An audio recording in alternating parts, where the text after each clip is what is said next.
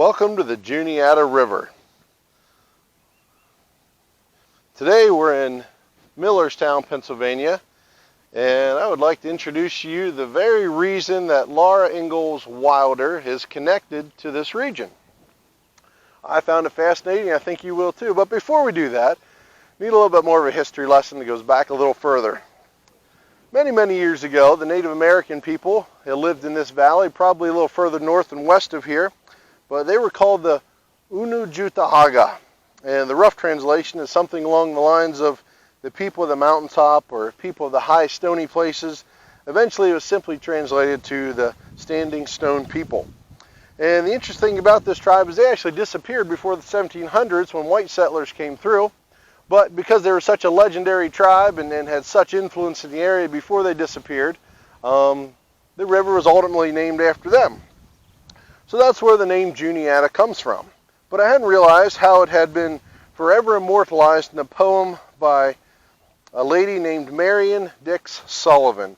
Back in 1850, after taking a journey on the Juniata Canal, where she went from Philadelphia all the way up to Hollidaysburg before traveling over to Pittsburgh.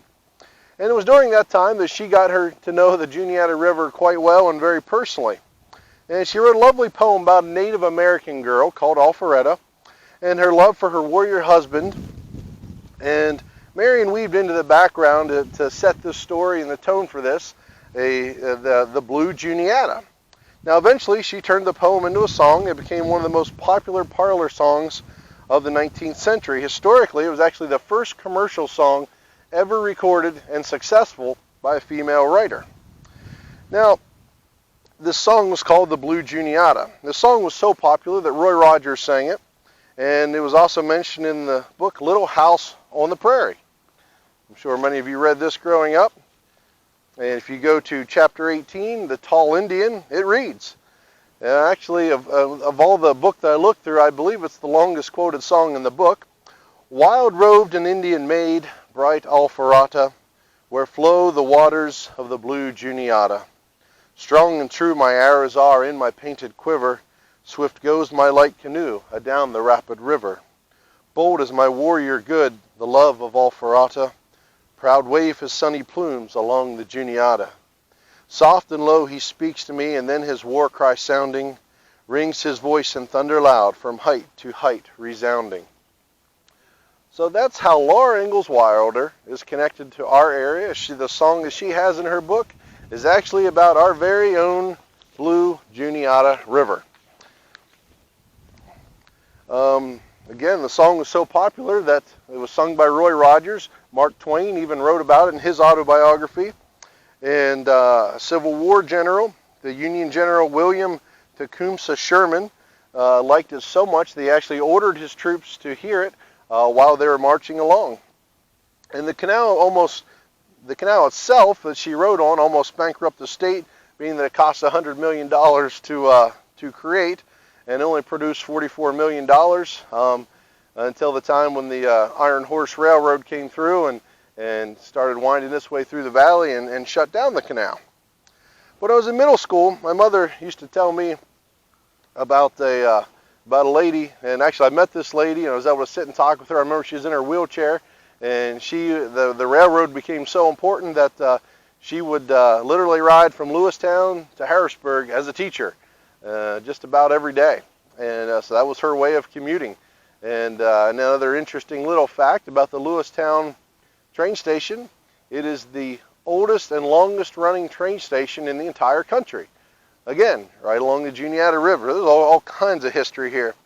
But now little did these people know back in the 1800s that they were carving out a life for so many more of us that would someday live in this valley. In just over 300 years, we have to admit a lot has changed in this valley. But there are a few things that we can look at that still haven't changed. The mountains still stand tall. They provide shade, they provide food, they provide forest industry. But there's a lot of things that haven't changed as well. And one of those things is the Blue Juniata. It continues to flow. It continues to provide food. It's a place of recreation, a place of cool in the summer, and a place of transportation. Not so much out of necessity anymore, but just for the fun of kayaking and boating, but water continues to flow, and then, sometimes it gets a little adventurous and likes to climb over its banks, and other times it dries up a little bit and starts to expose the rocks that are hidden beneath.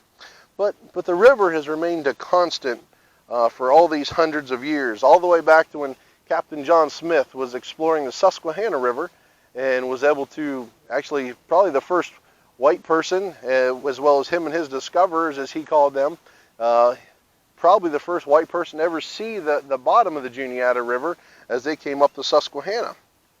Now, the names of those that have lived along these banks have changed. The faces have changed many, many times, but we still populate this valley because it's a beautiful place. And that's actually part of how the verse goes near the end of Marion's song. Fleeting years have borne away the voice of Alpharata, still flow the waters of the blue Juniata. This is a constant reminder, this body of water here, that even though a lot of things change, some things never do. And one of the things that does change, we still have to deal with the water. Of course, it changes, but wind is not cooperating today. But here's what we got. Something that changes even less than the water. Hebrews 13, 8 and 9. Jesus Christ is the same today and yesterday and forever. Do not be carried away about by various and strange doctrines. For it is good that the heart be established by grace, not with foods which have not profited those who have been occupied with them. The same Jesus Christ that helped, that was part of the creation of our world. The same Jesus Christ that came to this earth as a virgin. The same one that died on the cross and rose 3 days later, and the same one that's going to come back and take us home one day, and the same one that's going to judge from the throne is the same, yesterday, today, and forever. So, there's a constant in this world, and it's so easy to get our eyes off what's truly important in the constant, that love and grace of Jesus Christ. It's easy to lose sight of that sometimes. But our author comes along here in Hebrews and reminds us that there is a constant that's going to be the same every time we go to him. And so that's where we need to put our eyes. Not on the things that change all the time, but what's constant. As we focus on Jesus, we're warned to not be distracted by various and strange doctrines. Jesus' doctrine is always based on love and grace and truth. And we need to deal and recognize in those things and use the Bible as our guide to know what those things are. Customs change, just like their eating habits did, and the customs that were there in their day that seemed so important to some people. They believed that they were more spiritual if they ate certain things. They were more spiritual if they didn't eat certain things. But he says, don't get caught up in those strange doctrines and all that nonsense. Focus on the grace of Jesus Christ. Then as the world around you may change, you're going to have a constant place to fix your eyes. And if you're lost and struggling through life, then know that I want you to know that Jesus is an absolute constant. He will be there for you.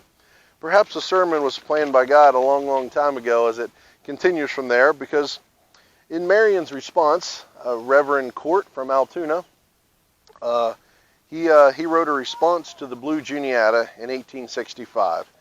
The good Reverend would often travel along the Juniata with a companion named Reverend Harry Harbaugh, who had a publication called The Guardian, and he published this work that Reverend Court wrote while he traveled to visiting his congregation along the river. Roll on, thou classic keystone stream, thou peerless little river, fulfill the poet's brightest dream, and be a joy forever. As generations come and go, each one their part repeating, thy waters keep their constant flow, still down to ocean fleeting.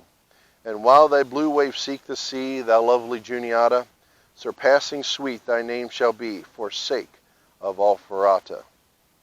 Over 100 years later, this river is still being used as an inspiration and an avenue to share the love of Christ. Know what's constant in your life. Know what really matters. Times change greatly. Jesus Christ doesn't. Have a great day, and God bless.